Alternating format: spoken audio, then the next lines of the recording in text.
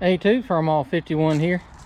All right, it's my latest, not purchase but find, I guess you could say.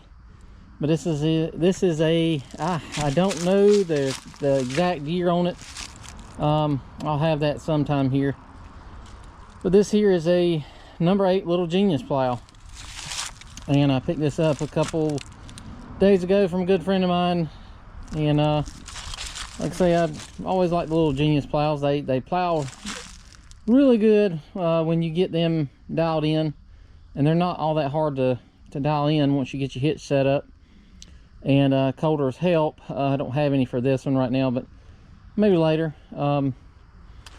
Let's see, tail wheel, it's missing there's a little piece that goes right in there, and that would kind of curve around the tail wheel there and would kind of clean the mud off. That's missing. Usually something like that got lost or taken off, or probably because it it got so much dirt on it and drug the wheel or scraped the wheel. I've seen them do that before. But these here, I believe these are old Plow Chief bottoms on here, and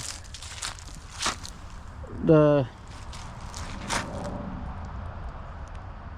wing extensions, or I'm trying to think the proper name for them now, but this one here was on there, and this one was broke off, and I actually welded a piece, made that work. Straighten this rod out here. They tend to bend when you turn them too far.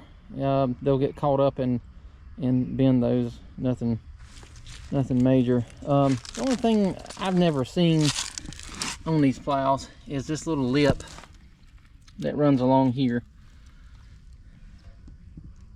I've never seen them on a plow before, and that's new to me. And to me it looks like, as if you can see, it looks like they just slide over. It almost looks like a protective tip or a protective sleeve or something that would go on a knife or something, you know, like that. But I'm guessing it's some type of wear guard that you would put on there to extend the life of the share on the front there.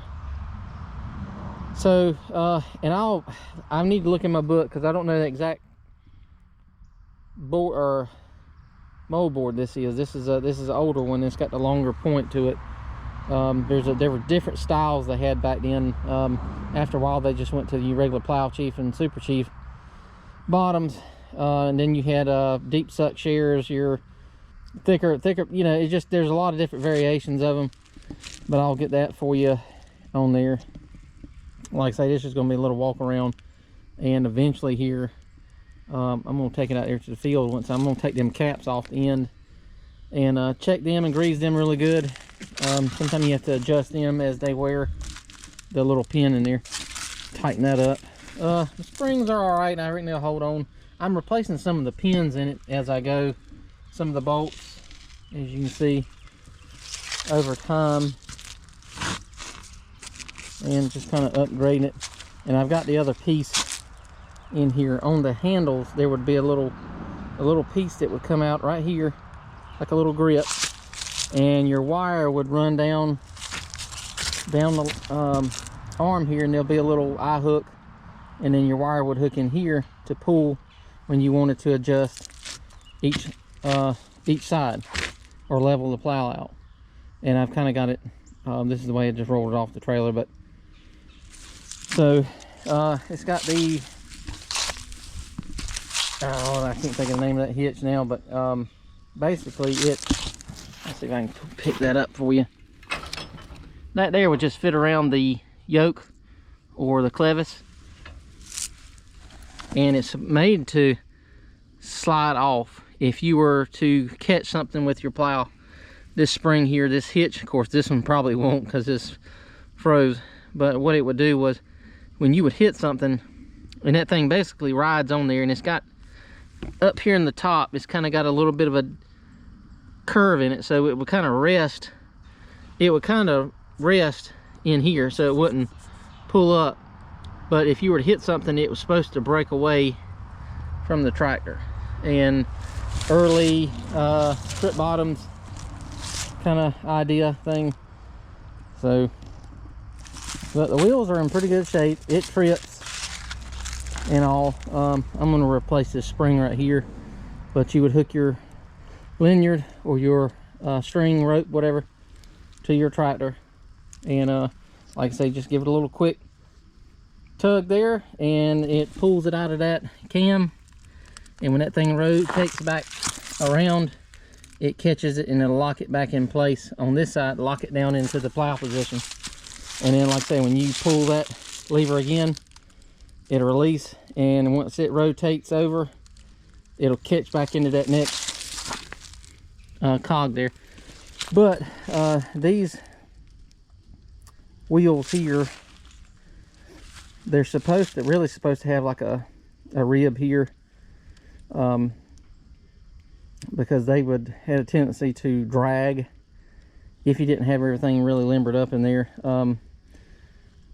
They would drag sometimes. The other plow that I've got has a little metal piece here, and it's got a bolt holding it, so a grip, I guess you would say.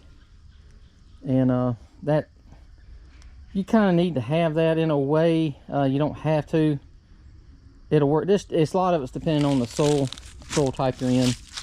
So, but that's it. That's my number 8 little Genius plow. And see if I can put some archive photographs in there, and I'll try to get the exact name of those mow boards or those bottoms for you, because I want to make sure I have them correct. I don't know off the top of my head exactly. I'm assuming some type of plow chief bottom, but they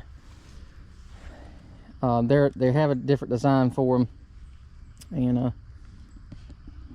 yeah, it's not terrible shape. It ain't the best shape, but it's not terrible. And it'd be a good little plow day plow. So but yeah, if you got any questions for it, I got some manuals, and I've got the paint committee decisions where they it's like a creamish, yellowish cream color for the wheels. The frame is usually red. Bottoms, I think they're blue, like a bluish color. Well, international blue. Tail wheel would be that cream. Your main beams and all that. Basically, anything with the frame of the plow, it would be red, and anything of the wheels, a wheel would be white, and your plow bottoms would be like, I think it's like blue is what they would be. Hitch, I would assume that would be red as well, since it's part of the frame. But yeah, but yeah, the bottoms are in excellent condition, and that's a hard thing to find today, is an old plow with a bottom that's not wore completely out. Even up here, you can tell it's not wore out. But I'm replacing some of these the bolts in there, the plow bolts, because some of them have just the rustiness has pulled away, and I'm sure it would break a bolt. Depending on the quality of bolts you use, you could hit a rock or hit a hard piece of ground or something, and it will snap a plow bolt. I've had it happen one time before. I'm sure Bill has. But yeah, anyway, I'll put some archive photographs and a little bit of information, if I can, out of my book there, kind of give you that. But anyway, thanks for watching.